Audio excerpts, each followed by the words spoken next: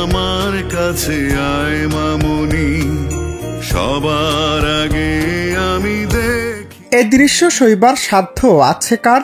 কারাগার থেকে আদালতে হাজিরা দিতে আসা এক বাবা ফেরার পথে বিপরীত পাশে দেখতে পেলেন তার স্ত্রী ও কোলে থাকা ছোট সন্তানকে। প্রায় 10 কিংবা 11 মাস বয়সী সন্তানটি বাবার কাছে যেন এক অমূল্য ধন। দীর্ঘদিন আদরের সন্তানকে ছুঁয়ে দেখার সুযোগ পাননি তিনি, তাই কারাগারে ফেরার পথে সন্তানকে একবার স্পর্শ করার আবদার। এই দৃশ্য আজ নেট দুনিয়ায় ভাইরাল।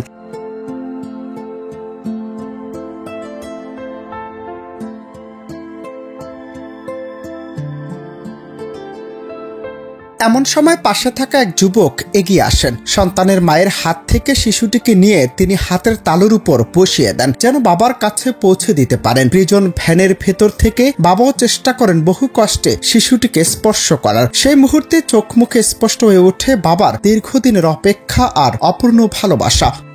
মায়ের চোখ মুখেও তখন অসহায়ত্ব ভেসে ওঠে। সন্তানকে বাবার কাছে পৌঁছে দেওয়ার চেষ্টায় বারবার আড়ষ্ট হয়ে পড়েছেন তিনি। একদিকে কারাগারে ফেরার শৃঙ্খল, অন্যদিকে পরিবারের প্রতি মমতার টান। এই দুই বাস্তবতার মাঝে ভেঙে পড়তে বসেছিল আবেগঘন পরিবেশ। উপস্থিত অনেকে তখন চোখের পানি লুকাতে ব্যর্থ হন। রিমন নামের একজন মন্তব্য করেছেন, নাবালক শিশুটা হয়তো কিছুই বুঝে নাই, ওই শিশুর পিতা ঠিকই আত্মতৃপ্তি নিয়ে মাথায় হাত বুলিয়ে।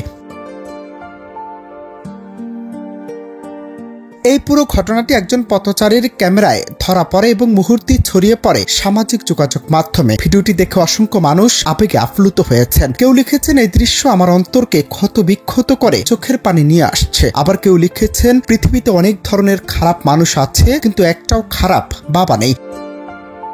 আদালতের সামনে ঘটে যাওয়া এই ক্ষণিকের মুহূর্ত প্রমাণ করে সন্তানের প্রতি বাবার ভালোবাসা অটল ও চিরন্তন। Ananta Hasan Masud, news desk, Bangla TV.